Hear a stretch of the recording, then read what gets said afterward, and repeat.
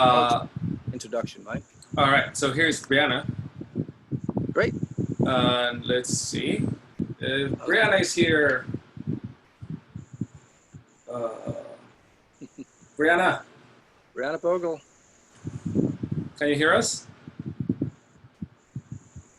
And you can unmute yourself if you want. Okay, hello? There you are. Oh, perfect. Hi. Can you hear us? Can you see us well? Yes. All We right. can see, and it's good to have you.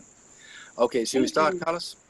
Let me just ask a quick sort of question, Brianna. Did you get the announcements from E360 and the emails and all that? Yes. Okay, so I'll take it that everyone else did just like you did, so thank you for being here. So yeah, let's begin. Okay, yeah, let's do that. Good morning. Morning. Morning. And welcome to Literature and Materials 3, Level 3. The first time we're running this course at this level, but most of the students here are repeat offenders. They are returning for one reason or another. And this time around, we're going to do things just slightly differently. Actually, this was the way we had sort of planned it originally. And that is to say that we are going to team teach this course. Dr. Carlos Cuestas and myself, I'm Lars Fransen, for those of you who don't know, I think you do. We authored this course called Literature and Materials of Music that combines music history with music theories, as it turns out, and other skills. Ear training is very closely combined, although it is not rolled into the course, but the curriculum is a part of the course, and the keyboard skills. So it's a combined skills class and history course, and it's actually driven by historical topics, and I want to address what we mean by that history. And we've had this conversation with a couple of other sections of students yesterday, although they were beginning students, so they probably hadn't thought too much about this. But history, as far as we're concerned, is not something that took place sometime in the past necessarily, although that's part of it. But the more important issue is that we are part of history. So history is something that is going on right now. We are creating history. We are part of the development that we need to examine. And in order to understand what it is that we're examining, we have to examine all the ingredients that go into this. If you take an engine apart, you have to understand how each wheel, how each cog is sort of interacting with the other in order to understand this fully. So that's kind of the tack we're taking here. Dr. Cuestas, of course, having just finished his PhD at the Grad Center at the City University in ethnomusicology, is ideally situated to have his finger on the pulse. I mean, I do too, but I do it perhaps more as a professional in the field. I'm following certain trends while busy teaching, etc. But Carlos is straight out of school and knows the current topics that are under discussion. And it's a great opportunity for us to tap into that spirit, that, that knowledge, that body of evidence, as it were, that will inform the rest of what we're doing. So, although I'm twice as old as, as my colleague and have been teaching for as long, I think it's a great opportunity for me to learn some new tricks. And I want to generously or selfishly, depending on how you look at it, I want to let Carlos lead the charge in a way by presenting a topic that I will follow up, and then by doing that, I'm going to take his tag on what we're going to be talking about in demonstrating how this plays out in the skill set we need to develop. And I think with that introduction, I think I should leave Carlos to say a few words about himself and the curriculum and how we have put all this together. Obviously, I did author the grand view of the L&M courses some time ago. Actually, it's been it's taken us quite a while to institute this program because it's quite radical. The most radical thing about it is that we are not starting as every school of music does. They are starting in the 15th century, leading into the 16th century in the Renaissance. And that seems like an awful long time ago. And it seems to us living in the 21st century, it could be pretty irrelevant in some ways. And then sometime in your senior year, you're going to meet the 21st century. And we think that's too late. We think the best way to approach history is to say history is something that takes place right now. And we need to start where we are right now and then perhaps work our way backwards as it seems productive to do so, and understand where all this came from. So that's one thing where we are quite different. So we start today and work our way backwards. And then at the same time, we also promote the necessity to develop all these skills that go along with being a professional musician. And that skill set is determined a lot by how you view history, which is to say that we probably live in the most complicated century of all the ones we're going to examine. And at the same time, we're developing many students' skills in basic musicianship, notation, for instance, and reading and writing music. So that may seem a bit at odds with the sort of grand plan, but there's obviously a meaning to the madness. And at this level, at level 3, you might experience that your skill set is sort of merging very gradually with your understanding of how and why this came about the way it did. And then, of course, the plan is to end up in our last semester being able to examine our own time again, yet again, but this time with more skills, with a more developed understanding of the mechanics of music. And these are the mechanical bits that we're all teaching one way or another, and that you probably will be using too in, say, your teaching for sure, but also in your performance. And if you want to go on to, as most of our students do, they go on to do graduate degrees in music one way or another.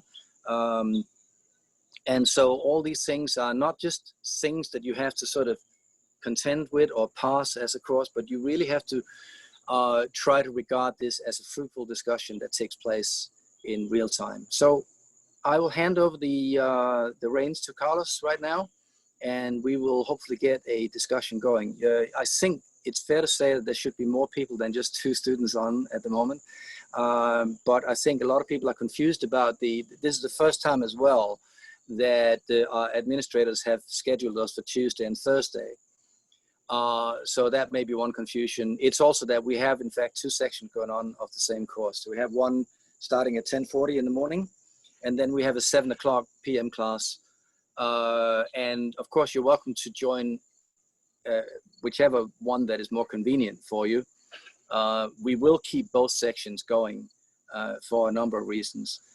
And all these discussions and lessons here will be taped. They will be recorded and posted to YouTube. So you can always go back and review certain things. I think in the skills portion, that is going to prove to be of particular value, that you can go back and hear the explanation of certain procedures and all that without necessarily having a whole bunch of other people, i.e. students, do the exercises on the board. Although that is helpful in many ways, because you can be assured that the problems you might be having and the questions you might be having, somebody else in the class will have that too, if they pay attention. And so that's a medium that I think is going to prove to really work well for us in the skills portion. But also the hope is that the more philosophical / political aspect of this course are going to be stimulating enough that you want to go back and really review some of the discussions that we're having. Carlos, take it away, my friend. I will mute my microphone now and welcome everyone. Thank you, Lars, and welcome to Joel and Brianna. Now, before I address the situation, I just want to check in with you, Joel. How are you doing? Can you hear us well? Yeah, I can hear you. Okay, great. So Joel and Brianna, like Brianna told me that she saw the announcement on E360. Joel, I just want to make sure how you access the course. Yeah, through E360 as well. Okay, excellent. So, yeah, it's actually really good to see you guys, even though I can't see you. But it's actually good to be again together. I think last semester was, for all intents and purposes, successful in what we needed to get out of it at the bare minimum. As Brian and Joel know, I emphasized theory over history last semester when the pandemic hit, right? Remember that, guys? Yeah. Yeah. Yes. Good. So that kind of gave us a little bit of pause, and Dr. Franzen and I, through Dr. Franzen's initiative, decided to co-teach, which is the important bit for you veterans of literature and materials, that it's not going to be only one professor giving you all the information that you need to know, but it's actually going to be separated into two parts of the same lesson, of course, of the same section, in which theory will be taken over by Dr. Franzen, which I think is a fantastic way, because not only he is a very experienced theory professor, but also there is a need that we recognize, as Lars and I recognize in the professional world, that there needs to be a sort of streamlining of knowledge, right? That makes it all homogeneous, that you and Brianna and Joy and Athalia and all of the cohort right now have the same information coming from the same person. I think that's key at the moment. At the same time, I would say that my strength is the historical side of things, as you guys may suspect, and I think this is a good opportunity for me to sort of make a better case for getting yourselves involved with history, not as the study of what happened before, but as the summary of what's happening now and what's sort of driving the force. So this has been, needless to say, a very eventful summer, if not the most eventful summer. I know all of you have struggled with the pandemic in ways that I have been fortunate not to. And I thank my lucky stars for that. So I am still in a little bit of shock of trying to navigate all of this. I'm assuming all of you are. So we're going to have a relatively soft start. Today, Atalia is here, by the way. And the next couple of sessions, I will start sort of like outlining the historical aspect of E360, as well as Dr. Franzen will manage all his communications, starting on E360, and then we will see where that goes. But I want to sort of leave it there for my introduction, and then just like have you guys, you don't have to introduce yourselves, but maybe you guys can, my cat escaped the other room. But maybe you can sort of tell us a word of how you are doing, if you're excited to be back. Hopefully you are excited to be back. What your thoughts are for this semester, and all of that. So Athalia, since you just joined, you want to start and tell us how you're doing? Hello. I'm doing fine. Actually, you can hear me? Yes, we can hear you loud and clear. Now we can, yeah. So you're doing all right. How was the summer for you?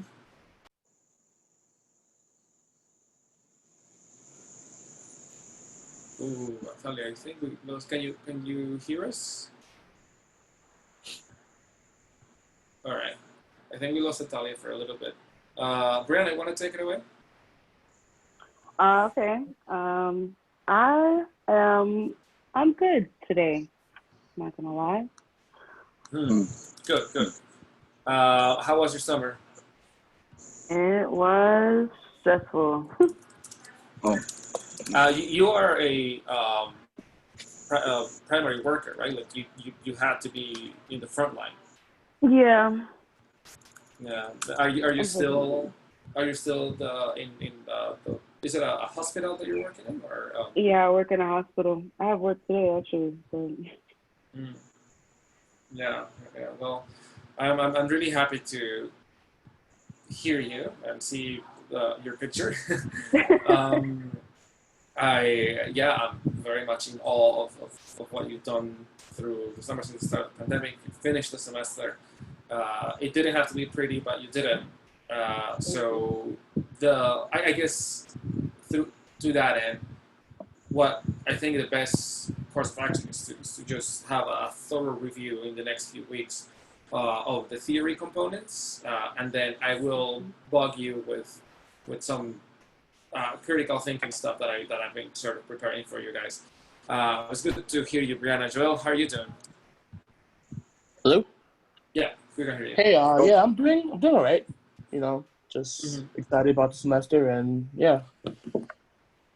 All right. How was If your summer? I say it would be really great if you could switch on um, your video if you don't mind, if it's convenient and if it's Sure. if Give me 1 second. not just you, Joel, but everyone. Just Yeah, yeah, because yeah.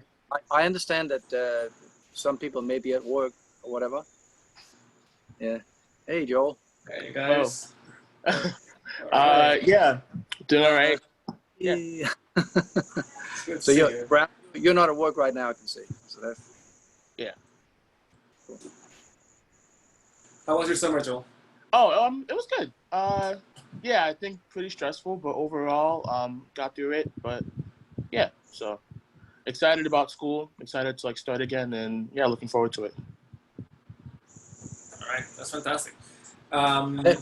Let me address one thing that you just mentioned. I think it is prudent to have a review, yes, because in the skills portion. So if you feel that you got a little bit behind and all that, first of all, you're not the only one. Secondly, that is quite understandable, and we are very understanding of that because the fact of the matter is that once this hit, we had to run for cover, all of us, the best we could. And those of you who are working as primary workers, my daughter's mother works at NYU Langone, so I know all about it, and has done so throughout all the epidemics and all the things like 9/11 that hit New York. So I that's been part of my reality for a very long time, although one step removed. But so just know that I have your back and I understand very well. And so I think it's going to be fine for all of us to just pick it up a little bit from behind, so to speak, and really get all of us up to speed as best we can. So don't worry about that. That's all I want to say. Carlos, take it away. No, that's fantastic because I think consolidation of knowledge is the name of the game here, and I think we are in a very, very lucky situation to be able to co-teach this. I really honestly think so. And then for the history portion, so what we were lucky enough to also get through is that we basically went over the last 200-year history, or at least 100-year history of sort of like contributions and the study of Black music in North America and in the United States. We started with hip hop, and when we talked about Kanye, and we went all the way down to jazz. So I was very sad that I had to stop the history portion for all of our sanities because it was at the moment that I wanted to tie it in with what was happening in Europe. So that's kind of the starting point where we're going to be talking about. But what I've been doing a little bit of light research on is the 1918 flu pandemic and what is the so-called Spanish flu that, of course, in the United States had a big impact, but it had a bigger impact in Europe. A little bit that I've heard. So it would be an interesting entry point to think about what has happened in pandemics before and how that has affected music. The last piece you guys read for me was about the music in the First World War, and I think that was that was part of the final, and that was well done. Those of you who could do that, but at the end of the day, I'm also going to be very practical. You are supposed to know very practical things about 20th century music, and I will make sure you guys get to that. But the really important thing will start, and I think we're going to be able to do that as the theory review goes on. Because once new material starts coming in for theory, or you move more into, I'm assuming we're going to be doing this semester, Lars, the, what you call it, the phrase model, I believe. Would that be a fair assumption? Dr. Frenzen? I just have a vehicle right here. I'm sitting out there. Oh. So, Oh, yes. yeah. Yeah, all that we will review thoroughly. You know, I want to make a point. I think some students and certainly a lot of faculty assume that music theory is one thing, and it's just like there's an immutable sort of everlasting truth about how people put notes together, and by that standard we can sort of evaluate the product of different cultures and the way that they put together music. And there's been, just give me 1 second here, the car is just leaving. We spent half our lives in New Jersey. We are way out in the sticks. We don't have internets, which I know is the case for many students too. So I just got to do the best I can. We're sort of, I'm in a place right now where I have internet, which is good. And that's going to be probably my platform on Thursdays. So many people think that music theory is one thing, and that you have one standard by which you can judge all cultural outputs when it comes to music. In Western European classical music, there's an enormous emphasis on studying harmony and counterpoint to an extent, but it's sort of the end goal is to study harmony. We see it replicated in so-called jazz theory. It's really an extension of classical music in many ways, because there were no other models that jazz musicians could take over. There was what they were left with in a way. And the way that jazz is studied, especially by people for whom jazz is not their native language, is to study the harmony of jazz. And many, many discussions are going on about the specificity and the sort of peculiarities of harmony. And let's say you have a style of music that doesn't emphasize harmony very much. Let's say you have somebody who emphasizes the word as the most important thing.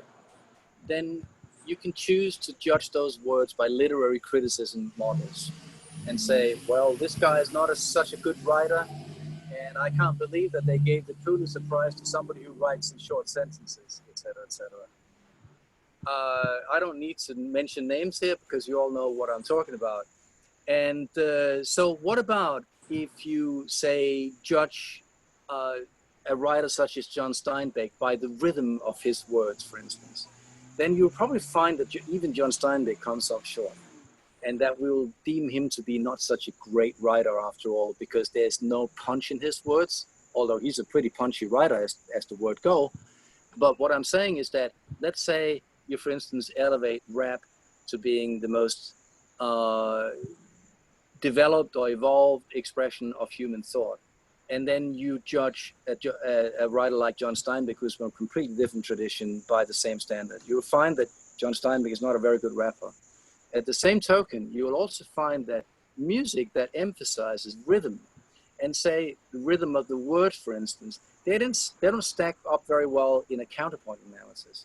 And that's exactly the point, that we're going to try to separate all these issues to say there's no one standard that fits all music.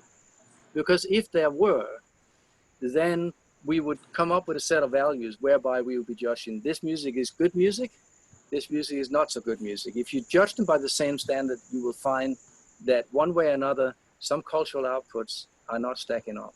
And that's the way the music theory and literary criticism and music history has been taught for generation after generation after generation. Just give us the facts. Remember this date. Remember this name of that dead white guy, you know, and when he lived, etc., etc. We're trying to do away with that. First of all, we're trying to do away with the dead white guy syndrome, you know, where we're elevating a bunch of icons to being the model which we should all follow. That ain't the way music history or history itself works, and it cannot be the way that music history and music theory is evolved, and it cannot be the skill set that we are trying to pass on to you. At the same time, there is a reality out there that we, as a small college, we may either be genuinely ahead of the game or believe ourselves to be ahead of the game or strive to be ahead of the game one way or another. Do you understand the distinction between those three? We may have good intentions. We may have to temper those intentions with the reality of, say, our faculty and our administration. That's been the rule of the game up until this point. There were certain things that I wanted to institute, certain changes to our curriculum that I wanted to, first, because I've been teaching at night for quite a while. I've been teaching at CUNY for even longer, but in a more specialized field where you're not really regarded as, as a voice in music academia if you're teaching an instrument. You know, that may change down the line. But at NIAC, I've had this sort of, this role of being the guy who instituted changes that we knew were coming, changes that were necessary, and changes that would benefit our students. Because Nyack College is probably, if you look around, you'll see a college like no other college. You'll see the constitution of the students being very different to other colleges. And so these changes were necessary, and I wanted to go full hog at them more than 10 years ago, but couldn't, because we had a lot of things sort of dampening down our enthusiasm, curb your enthusiasm. and it is still, an issue that we are dealing with. As we found out just a few days ago, it seems that we have merged with a school completely to our surprise as faculty. I am the one of 3 full-time faculty members at Nyack College, and I didn't even know at all that we were merging or supposedly merging with another school of music. And they may have, and they probably do have, a completely different way of looking at things compared to what we're doing. So once more, we may be in a position where we have to curb our enthusiasm and dampen our desire to change all these things and slow down the pace. We don't know yet, but at least this is our desire to do so. You know, that music theory is not one thing. We can't just develop a set of skills in analyzing harmony and saying, okay, we can now understand rap, and we understand that rap is not very harmonically based. Well, duh. And we can also understand a whole bunch of other styles of music, because they're sort of, they stack up like here or there or whatever, compared to these models that have counterpoint and harmony as their goal. No, we have to do away with that. We have to go beyond and see how are these manifestations of communication, how they're manifesting themselves through music, not just through classical music, not just through jazz, not just through any other style of music you can name by any consumer name, gospel. Why are all these categories, why do they exist in the first place? Is to sort of steer the consumer into the right bin, or the right streaming service or whatever. So you can be sure that you're never going to be exposed to something that you don't like, that you decided that you don't like, and therefore you're not going to be exposed to it. Well, how do you know if you've never been exposed to it? And that goes for students, but it certainly also goes for the faculty, right? As I've witnessed firsthand, I've participated in many, many discussions with very learned colleagues in institutions, and I have an enormous respect for some of them because they really know their onions very well. But right away, they would be telling their colleagues that, well, your institution is not as prestigious as mine, so therefore you should be listening to me and I shouldn't be listening to you. I said, what do you mean by prestigious? Well, we don't pollute our theory program with music that is not worthy of study. Right there, there's a red lamp that has to go off in somebody's mind who understands history and who understands the mechanics of music. Because very often that means music by people who are not trained at a conservatory, for instance, and music that is not created by a dead white man. Which is most music, by the way. Yeah, Exactly, but that's what it means to many people in music academia, and we want to try to go beyond that and see what happens in the 90% of other music that is not created like that. Carlos. Yeah, I mean, it is a lofty goal, but um, I think to me, what I'm trying to convey to you, what I've been trying to convey to you guys for 2 semesters, is that there is no such thing as a real hierarchy. That the fact that you are in a music school and that you have to learn Western music, it doesn't mean that it's the best music. What it means, though, we've mentioned this for 2 semesters in a row, let's mention it a third time, is that the whole point is to give you practical skills to be a musician. That happens to be like the language of the musical practices that you will go into for the most part, be it gospel, musical theater, classical music, or pop music. Uh, the it's built on the practice that we're trying to teach you. So notice that the aim here is not for you to learn to compose a fugue like Bach, but it's to learn something that that Bach did, or not even Bach, that people in the time of Bach did, that still speaks to our musical practice, and that I think is the main point. So it's not easy because this is the first time we're doing it, and now that we're splitting the teaching load, I think it's a good opportunity, because the next thing that I wanted to bring up is that after we are done with the 20th century, and it's not that, and we should talk about all the stuff that's going on as well right now. As you start progressing in your theory knowledge and practice, my point, what I want you to get out of it is, from the historical side, how these ideas came about. Where did they come about? How were they formulated? How were they circulated? The whole idea of the phrase model, and the whole idea of progressions, and the whole idea of resolution of dominance. I'm very excited, because as you're learning this in theory, you will start to learn it in history hand in hand.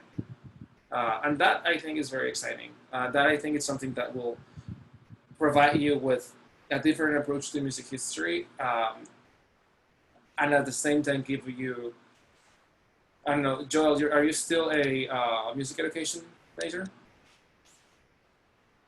Yeah, I am. Right. So you would need to know two things. That the New York State accreditation, the test you have to take for the New York State Department of Education to get certified as a music teacher is based mostly on classical music stuff. I mean, I actually haven't seen the test in a while, but you are supposed to understand what the difference is between a high Renaissance polyphony piece and a Bach fugue, which obviously for us is like that. Well, that's obvious. But on the other hand, it's like the underpinnings of this test is based on Western classical music. And you have to understand who Palestrina was, as well as who Bach was, and be able to identify it. Or neo-Baroque or neoclassical periods of the 20th century. Like, these things do come up. And so you also are going to get, from the history aspect of it, some practical information and practical tips for you to at least have a place to study from when you have to prep for your test that you're going to be taking at some point. Yeah, I want to follow up on that, because it is true that we live in the real world, whatever real may mean, but the reality is that many of you will go on to grad studies in schools that are not quite as forward-thinking as we may believe ourselves to be. And we would not be doing our job if we didn't prepare you for that reality as well. But that doesn't mean we have to ignore the discussion that goes on and what that reality consists of. And you should be prepared to engage in a conversation, because that is where the conversation is going in the future. There's no doubt about that. But if you go, for instance, from Nyack College with an undergraduate degree into Manhattan School of Music, where we have sent, I think, 16 students or something like that by last count. Although the success rate at Manhattan School of Music, for a variety of reasons, had not been quite as good as we would have liked, it is a very realistic career track to go from us to a school like Manhattan School of Music or any other of the established conservatories in town. You're going to encounter a world that Carlos and I know very well, because we were trained in that world too, and we succeeded in that world, both of us, with applause and then some or whatever. But my point is that we know that world very well. We also know that that is not prepared to engage in conversation as the primary goal. They would like things to stay the way they were and the way they are. And many of our colleagues are sort of bent the same way. Although I have to say that surprisingly, some of the older colleagues in our own department in Manhattan are surprisingly forward thinking, not because they themselves necessarily think that way, but because they know that this is a necessary step for the school to take. However, we have to teach you the traditional skills that you're going to be engaging with in traditional schools. There is no way around that, because we wouldn't be doing our job if we just had a namely-pamely nice conversation about all these things, deep and meaningful as they are. But we can't just teach you the series of gamelan music and say, okay, that substitutes for counterpoint, because it doesn't work that way. I will say a study of jazz harmony or gospel music is a little bit outdated, and there will be plenty of students who would think that way, and they would all be wrong. Because know something about it, you must, and we must. And so that's the name of the game, that we're not trying to sort of reinvent the wheel. We're trying to have a conversation about how can these tools be employed in a different way? How can they be employed to also cater to the future that we all already can see the outlines of? We don't know where it's going, obviously, because history is not over. But history is ongoing, and it's ongoing beyond the point at which we find ourselves right now. And that's exactly the point. Yeah, and just a very quick comment. Like, I insist to this point, guys. Like, we want to empower you, whatever that may mean. But if you want to convincingly argue that, I don't know, racial issues matter in the study of music, then you have to be able to eloquently speak about it and not just say because I say so or because it's obvious. You need to have the skills to make an argument. And I can say that with like the quote unquote pain of experience of having to do that almost every day of my life, right? And that's something that I cannot, you know, I want to give that to you. The issue is that it's kind of painful because you have to read, you have to write, and you have to take the comments, right? And that's that. But Lars was saying something very interesting yesterday when we introduced when we're trying to scare the people in LNM 1, that it's, I love the train of thought now, but it was something along the lines of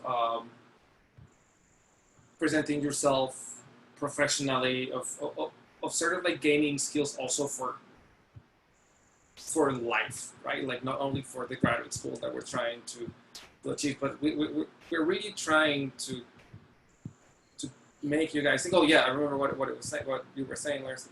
I found very interesting that no one's making you come to college. We've talked about that. And moreover, the criticism that you may get from us is something that if it doesn't make you feel comfortable, I think, you know, it's an honest feedback that you're getting, but it's a complicated relationship. That's what I was trying to get to. So anyway, so I think Johanna texted me that she is on her way. So yeah. Yeah, no, let me follow up on that. I think that's exactly the point. That if let's say you want to criticize the system, there's nothing better and stronger argument than knowing the system and knowing how it works. Even if you are happy with the system as it is, we still have to know how it works, because it's to our advantage, and particularly if we want to institute change, whatever that change may be.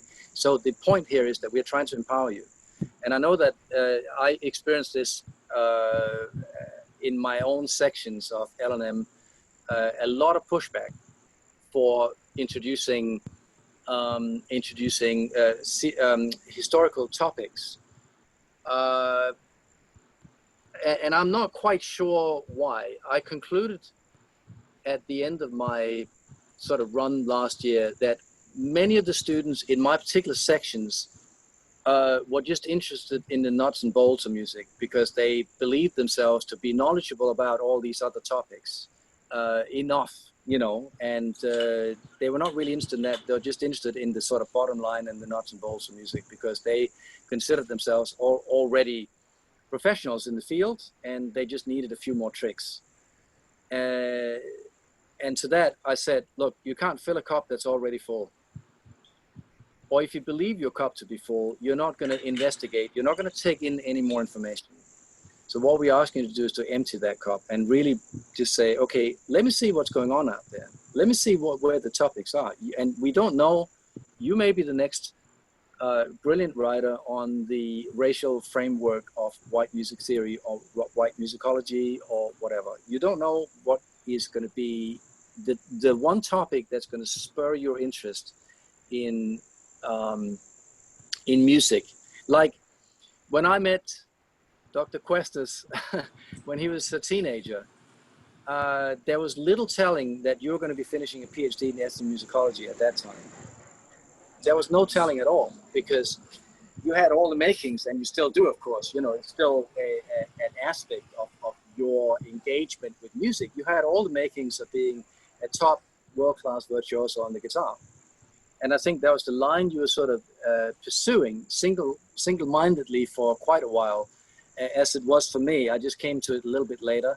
And so subsequently, when I graduated from the Royal Academy of Music, I found, as many people also found, that traveling around as an itinerant virtuoso and giving concert after concert after concert to adoring crowds was not really an option anymore, because the interest in A, the guitar, B, in concert music in general, was simply just had waned too much to make that a viable undertaking for all but, let's say, 2 or 3 people in the world for whom that would be a viable option of making a living. In addition, I also had a child to take care of. So I needed some stability, and I needed to not travel quite as much as I did at certain points. So we all make our decisions based on the reality that we find, in which we find ourselves. And I think all we're asking you to do at this point is to, yes, we're going to make sure that you have all the chops that you need to get into Manhattan School of Music and be successful there. The basic requirements for that is that we show up every time. You know, I mean, as Jerry Seinfeld famously said, showing up is, 90% of the game. It really is. And that's where many students, for one reason or another, fall short. I mean, for some of the students I could see last semester, and I was trying to warn them about that they believed themselves to be better than they in fact were, so therefore they didn't think that they had the need to show up. Now that's mistake number one. And then, COVID happened and blew everything away. So we just had to scramble and make people get to the finish line as best we could. That was the story of last semester, but there was a trend before that I think we want to try to avoid a little bit this time. We want to let the topics that we on the discussion be guided by the current topics of the day. Over to you, Carlos.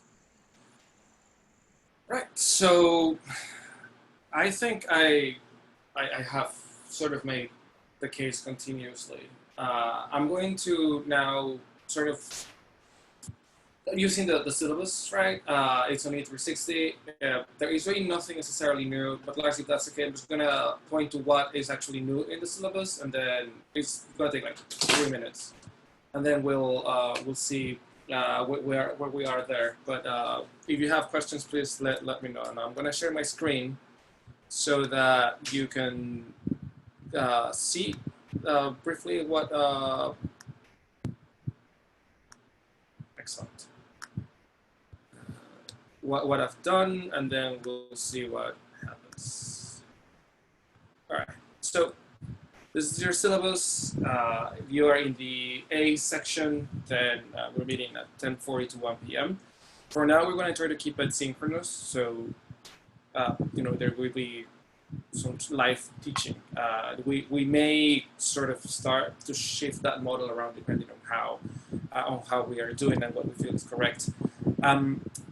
You are in LNM 3, and as per our conversations last semester with some of you, and the fact that it would be helpful to have a textbook, well, now we do. So that's basically one of the most important reasons why we're having this conversation right now. The red box here contains the name of the textbook. It's a remarkably inexpensive book, and it will last you for the next 3 semesters as well, and basically for your life. So it's the graduate review of tonal theory by Stephen Leitz. He is now the director of the theory department at Juilliard. He was for a long time at Eastman School of Music, but Lars studied with him. So that's the one we will be using for the theory portion. Please get it. You don't have to get it like right now, but it's soon. It's about $34 or something like that on Amazon. You can get it used for cheaper, but it's a remarkably good book. Moving on. I just kind of want to tell you basically what to expect for this semester, which is a super tentative schedule anyway. But we're going to start, as we said, doing a review. Can you see the screen well? Yeah. Okay. So yep. Awesome. So the first few weeks we're going to go back. We'll gauge where we are basically. So this is why it's tentative, and this is why it's also general. If there needs to be some refreshing on the resolution of the dominant chords and all its inversions, that will be done. If not, then that will be sort of surpassed. It depends on how we're doing with that. And 7 chords and all the substitutions and all that. Now, the first thing that I want to do for music history section, there is an article in the New York Times that I'm going to post for you guys. It's Opera Racist. It came out not long ago. It's an op-ed, which is an opinion piece. And we want to discuss about it. We're going to read it. We're going to talk about what the arguments of the article are, not whether you're good or not, that's another conversation, but we're going to distill it. Then in a few weeks, we're going to, the theory component, it's going to be self-dictating, however you guys go. But what I think is going to be interesting, as I said, is to start talking about how the period where the first sort of layers for the phrase model were laid. Arguably, it is the sort of the Baroque period, 17th, 18th century. They weren't calling it the phrase model then, but that's where sort of like all of these forms, this architecture started to become apparent. I'm pretty sure. Yeah. May I add, when we call it the phrase model, that is the way that it's done in grad schools now. And it's basically, 20th century theorists taking over literary models and try to apply that to the language of music. It makes perfect sense. I'm sure it's not the only way to understand it, but to understand tonal music, but it's a pretty good model. And we're gonna just drill that in because it's a good comprehensive model, and also the one that is used in many graduate schools in America today. Yeah, and that's super important because one of the most complex parts of the phrase model is what we call the predominance. If not complex, at least one of the most diverse, in which many events happen musically. Arguably, it's the portion of the phrase model that separates the periods from the Baroque to the classical to the Romantic, even though we all have our own ideas whether those are real periods or not. And arguably is where we can draw parallels to the practice of jazz music, right? And that's also really yes, exactly. That is exactly the point. The idea that the predominant is where the interesting things take place is actually not a view that is shared by everyone out there, but it is the model that works for us at NIAC because we're dealing with a whole bunch of other types of music than are traditionally taught at conservatories that will be fruitfully explained that way. The 1 and 5 sort of dichotomy is not unique to any style of music. That goes for any style of total music, but really where the waters are separating and what separates the style of, say, gospel, for instance, to the style of high Baroque music is in the way the predominant is treated and how elaborate that is considered. The preparation for the dominant. Predominant means two things. It means whatever preceded the dominant. It also means how the dominant is prepared. The dominant is the inevitable verb in music, like Bill kicks ball. That's a very rudimentary sentence, right? We know nothing about the ball. We don't know how big it is, what color it is. We don't know anything about Bill. We just know that he kicks the ball. So kick is your verb there. That's your dominant. But we can elaborate by describing Bill and describing the ball and describing what the purpose is for the ball to be kicked in the first place, etc. That's kind of how the phrase model plays out, and how it's very convenient, in fact, for us to have like 3 big groups that we can juggle around. Yeah. Subject, noun, verb. That's a great explanation. I'll be learning theory alongside you guys as well. Another thing that that I want to start thinking through, it's in music history. At the moment, the sort of musical phrase starts to develop, and I hesitate using a very stiff vocabulary here because things were very much in flux. We're going to talk about the Enlightenment period and sort of how that created a certain sort of ideal for music, even though that comes a little bit later in the semester. A lot of the instrumental forms of the Baroque period and the emphasis on instrumental music, it's a very interesting thing to talk about, not necessarily because how they came about, but how people today think of them. They think of instrumental music as this concept of sort of absolute music in which instrumental music can express what the words can't. Certainly there was some debate in the Baroque period about that, but people weren't thinking about instrumental music the way we impose our thinking on the music that was created in the 18th century. So I think that's a really cool aspect of music. Yeah. No, I think that's a very, very, very good point.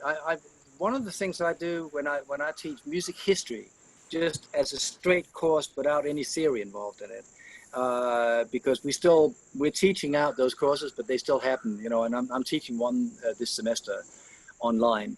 Some of you may be in that.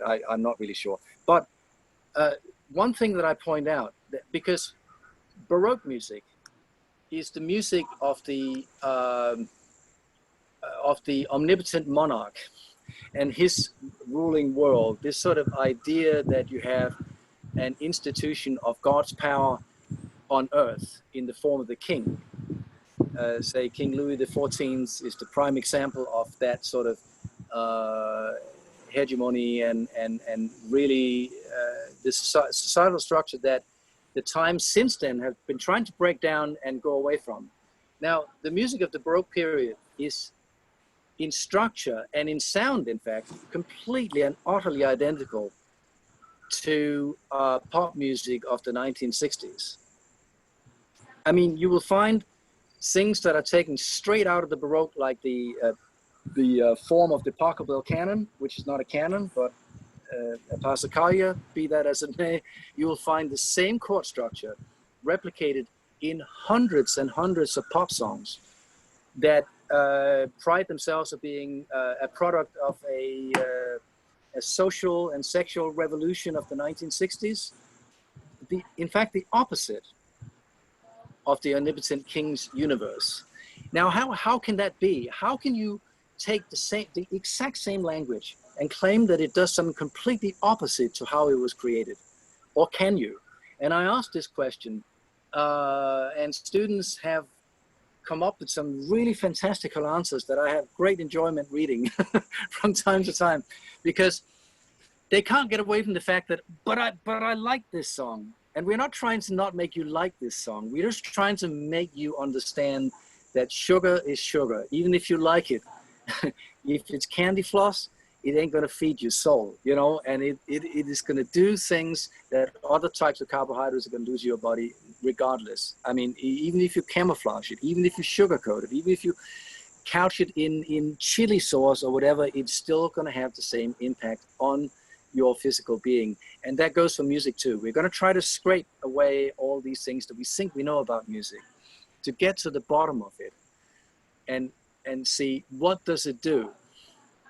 So the structure we've devised here is something that is a good deal more, it's not ideal, but it's a good deal more flexible than the model you find. And we're using the same language as they do in grad school. If you go to Manhattan School of Music or Eastman School of Music or Juilliard or whatever, well, Juilliard now, I guess, when Steve is there, you're gonna find this language. And now you'll know something about it that they probably haven't even thought about at Juilliard. Or certainly Manhattan School of Music is not a particularly forward-thinking institution. If you go to Columbia University and study theory, you will meet a good many musical theorists who never even thought about this, who are very, very, very good at writing four-part fugues, I might add. You know, they are incredibly, they've developed their skill set to whatever limitations they have in the way they view music theory. They have developed it to the max. You know, is one of the premier institutions in the world, and they are aware that there's an imbalance in music theory, that 98.3% of all music theory faculty are white male. That is a fact. And they're trying to make it more diverse by inviting a lot of persons of color, POCs, as they're called in the literature, in to take part in this club, saying, you too can do white theory. We are very inclusive. And it's kind of funny to watch this, you know, because they're really, really trying to stretch themselves beyond capacity in doing this. We're trying to go beyond this question and see, okay, what is the root of this? What is the root of this problem to begin with? That's what we're trying to do. Yeah, and what I think it's both surprising and humbling is that you students, since you've never been in a, most of you haven't been in a conservatory or a different institution for higher education, you take what we're saying for granted. Like we're presenting to you a professional field from a perspective that you may think it's the whole perspective, which in fact is completely the opposite. We are really sort of rethinking 100+ years of institutionalized music education, and that is not easy. And if it feels a bit experimental, it's because it is. But so, you know, your feedback is actually very much encouraged as to how you see how we're performing in that regard. So that is the end of the syllabus review on my end. Johanna, I saw you are here, so you want to say hi real quick? Johanna, can you hear us? And we can't hear you, however. Yes, there I you can. are. I can Hello. hear you. Hey, Hey, Johanna, how are you? how you doing? I'm good. I'm late, but I love you guys. Love you too. All right. So are there any questions in regards to the information given right now? Or any comments, any preoccupations, any frustrations, any ideas? This, by the way, is not gin and tonic, although it's electrolyte gin. It's 5 o'clock somewhere, sorry. Yeah. It's too early. So I want to raise maybe something up. Do you know how to contact us? would that be a question for how to answer? So for me, do contact me on my institutional email. I'm gonna type it in the chat. I mean, I know you have it, but just in case, this is my preferred way of being contacted. It goes straight to my phone, and I should reply to you. So there you go. Dr. Franzen prefers to be contacted in his cell phone, given the internet accessibility that he may have. Yeah, that it's just for practical reasons. If you text me for the first time, let me know who you are so I can enter you into my address book. But I do like text because I very often I find myself in situations where I don't have internet access, and logging into E360 can be a real trial. It's not that I don't want to use it. I do use it too, and you can obviously contact me that way, but you may not get an answer right away. And also on that topic, let me just say one thing, that sometimes I think students think that they have to master some esoteric software in order to submit their music theory assignments, such as Sibelius 8.9 or whatever, and you don't. A piece of paper and a pencil really works very well. And all you need to do when you submit your assignments is to snap a photo of your assignment and send it to me on my cell phone. Because that way I can access it right away, wherever I have cell phone reception, and I can grade it right away and send it back to you. And during COVID, I had a number of students who didn't have internet, and I didn't either. I was out in the sticks here, and I tethered my iPad to my cell phone, which if you don't know how to do that, I mean, I'm sure you do, but if you don't, just ask me for advice on that. You actually don't need high-speed internet obviously, if you want to be fully fluent, we all need it. I need it too. That's one of the reasons why I'm teaching down in my office. Yesterday, I was sitting at Battery Park all day long, which is very nice. I have to say that I invite you to come in because it's safe and clean, and they are really very keen to get us back into school as soon as it's safe to do that. But my point is that I was coaching a lot of students through on my cell phone by simply just texting back and forth. No, the fourth note has to be a C sharp or B flat in that key signature, or your predominant needs a G in the bass or something. You know, I mean, there's so many things that one could do with very, very simple tools. And during the height of COVID, where I had people who were basically hiding out in their rooms because they were in imminent danger of being exposed to COVID, and they didn't want to infect their grandparents or their parents or whatever. Their situation was not very good. All they did was have a piece of paper. Some of them even lined their papers with 5 lines and a ruler. That can be done. We don't need fancy stuff. I mean, it's better if we have it because it makes our lives easier, but we don't need it. And some of them had lined papers, the lines of which they created themselves with a pencil on a piece of paper. And they turned the camera on their cell phone to face the paper. And I guided their pen through and say, no, a little bit higher. That one is a D flat. And that's the one you need in the tenor of that chord. A lot of my days were spent just like that, individually, for students who were frightened like nothing else and who had lost parents and grandparents and uncles and aunts and all that. It was pretty wild. But we got there, you know. All to say that if that's your means, we will get there. Do not fear that you have to download some fancy program and learn to master it. I've had plenty of them. I don't like any of them actually, because they slow me down. And there are certain choices that I like to make that I can't make on those because it's the quote unquote wrong rhythm or the wrong way of writing that chord. Well, sometimes, guess what? I need to be able to write it that way because that's the way it is. That particularly goes for guitar music. Carlos and I know very well that sometimes guitar music, because it's not writing in 2 staffs, but it's still polyphonic, it's a unique instrument. It's the only other polyphonic instrument, I mean, short of the harp, I guess, but I mean, other than the keyboard instruments, and yet we are written in 1 staff, which is a real royal pain in the tuchus. for the guitar, because sometimes you can't squeeze all the notes in that you need, and you need to be very inventive in your notation. That is not possible on neither Finale nor Sibelius, not possible. But in your hand, yes, can be done. 10 seconds flat, no less. Yeah, and as far as I'm concerned, I will be relying on E360 so that for the history portions, you know exactly where information is going to be. So if there is a lesson, you're going to see the lessons tab populated. If there are resources I need you to read, it's going to be on the resources tab, just like we did last time, even when we were live, right? So in that regard, I will be posting an article as soon as we're done, and I'll be posting an assignment. So just check that, and I'll send an email advising of what I've done. I had one more thing in mind for sort of like housekeeping, but I forgot.